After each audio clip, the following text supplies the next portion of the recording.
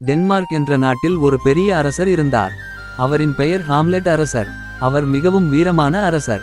அவருக்கு ஹாம்லெட் என்ற ஒரு இளவரசன் இருந்தான். ஒரு நாள் அந்த அரசர் திடீரென்று மரணம் அடைந்தார். அது முழு நாட்டையும் அதிர்ச்சியில் ஆழ்த்தியது. அரசர் இறந்த சில நாட்களுக்குள் அரசரின் சகோதரன் கிளாடியஸ் ராஜாவாக அறிவிக்கப்பட்டான். அதிலும் அதிர்ச்சியாக நடந்தது இன்னொரு விஷயம். அரசரின் மனைவி, அதாவது இளவரசன் ஹாம்லெட்டின் தாய், அந்த கிளாடியஸை திருமணம் செய்து கொண்டாள். இதனால் இளவரசன் ஹாம்லெட் மிகவும் துக்கத்தில் மூழ்கினான். அப்பாவின் மரணம் அவனுக்கு இன்னும் புரியவில்லை.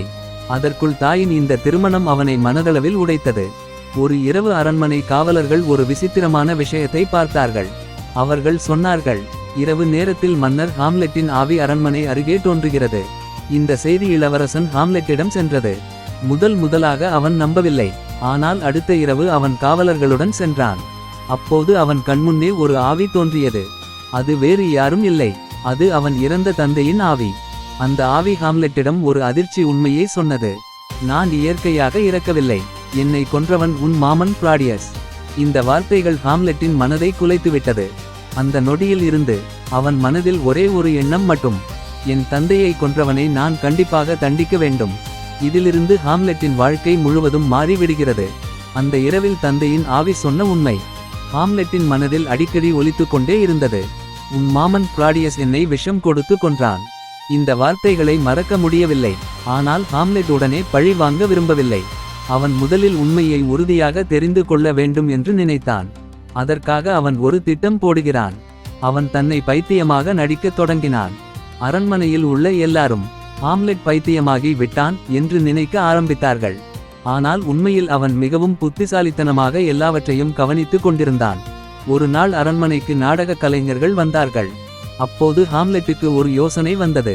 அவன் அந்த நடிகர்களிடம் சொன்னான், ஒரு நாடகம் நடிக்க வேண்டும். அதில் ஒரு அரசனை அவன் சகோதரன் விஷம் கொடுத்து கொல்வது போல ஒரு காட்சி இருக்க வேண்டும். இந்த நாடகம் கிளாடியஸின் முன்பாகவே நடக்க வேண்டும் என்று அவன் திட்டமிட்டான். நாடகம் தொடங்கியது. அதில் ஒரு அரசன் தூங்கிக் கொண்டிருக்கிறான். அப்போது அவன் சகோதரன் வந்து அவன் காதில் விஷம் ஊற்றி கொன்று விடுகிறான். இந்த காட்சியை பார்த்த கிளாடியஸ் திடீரென்று பதட்டமாகி விட்டான்.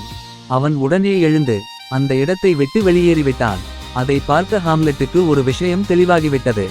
என் தந்தையை கொன்றது கிளாடியஸ் தான். இப்போது ஹாம்லெட்டின் மனதில் ஒரே ஒரு முடிவு மட்டும் இருந்தது.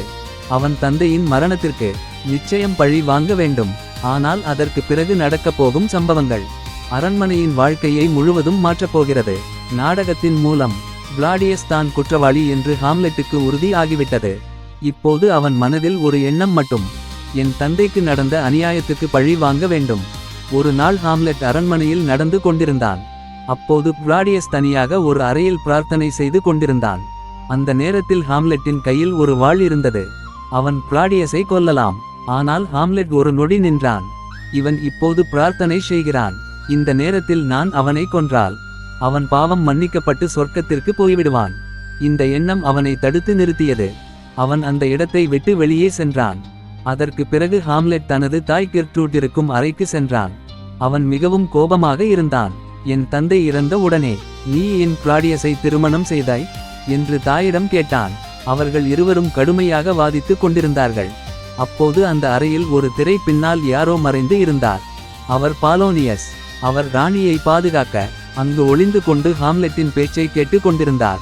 திடீரென்று திரை அசைந்தது. அதை பார்த்த ஹாம்லெட் அது கிளாடியஸ் என்று நினைத்தான். ஒரு நொடியில் அவன் தனது வாளால் அந்த திரையை குத்தினான். திரையின் பின்னால் இருந்த மனிதன் கீழே விழுந்தான். அவர் கிளாடியஸ் இல்லை, அவர் பாலோனியஸ். இந்த சம்பவம் அரண்மனையில் பெரிய அதிர்ச்சியை ஏற்படுத்தியது. இப்போது ஹாம்லெட்டின் வாழ்க்கை இன்னும் பெரிய ஆபத்துக்குள் செல்லப் போகிறது. பாலோனியஸ் மரணம் அரண்மனையில் பெரிய அதிர்ச்சியை ஏற்படுத்தியது. இந்த செய்தி கிளாடியஸை மிகவும் பயமுறுத்தியது. ஹாம்லெட் இன்னும் அரண்மனையில் இருந்தால் தன்னுடைய ரகசியம் வெளியில் வந்து விடும் என்று அவன் நினைத்தான். அதனால் கிளாடியஸ் ஒரு திட்டம் போட்டான். ஹாம்லெட்டை இங்கிலாந்துக்கு அனுப்பிவிட வேண்டும் என்று முடிவு செய்தான். ஆனால் உண்மையில் அவன் ரகசியமாக ஒரு கடிதம் அனுப்பினான். அந்த கடிதத்தில் ஒரு கட்டளை இருந்தது. ஹாம்லெட் இங்கிலாந்து சென்றவுடன் அவனை கொன்று விடுங்கள்.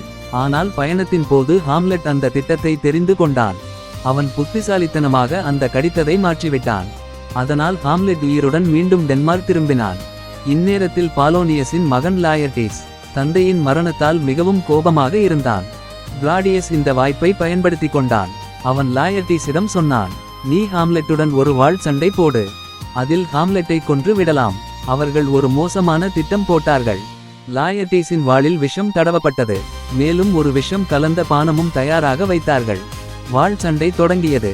சண்டையின் போது லாயர்டீஸ் ஹாம்லெட்டை குத்தினான். அந்த வாளில் இருந்த விஷம் ஹாம்லெட்டின் உடலில் பரவியது. ஆனால் அந்த சண்டையில் லாயர்டீஸும் காயமடைந்தான். இதற்கிடையில் ஒரு பெரிய தவறு நடந்தது. விஷம் கலந்த பானத்தை ஹாம்லெட்டின் தாய் கெர்ட்ரூட் குடித்து விட்டாள். அவள் உடனே கீழே விழுந்தாள். இப்போது எல்லா உண்மைகளும் வெளியில் வந்துவிட்டது. லாயர்டீஸ் இறக்கும் முன், இந்த எல்லாவற்றுக்கும் காரணம் கிளாடியஸ் தான் என்று சொன்னான். அதை கேட்ட ஹாம்லெட் மிகவும் கோபமடைந்தான். அவன் உடனே கிளாடியஸை குத்தினான். மேலும் அந்த விஷம் கலந்த பானத்தை அவனுக்கு குடிக்க வைத்தான். கிளாடியஸ் அங்கேயே இறந்தான். சில நொடிகளில் விஷம் ஹாம்லெட்டின் உடலிலும் பரவியது. அவன் மெதுவாக தரையில் விழுந்தான். இறக்கும் முன் ஹாம்லெட் ஒரு வார்த்தை சொன்னான், உண்மை ஒரு நாள் வெளியில் வரும். அதற்கு பிறகு டென்மார்க் நாட்டின் அந்த துயரமான கதை முடிந்தது.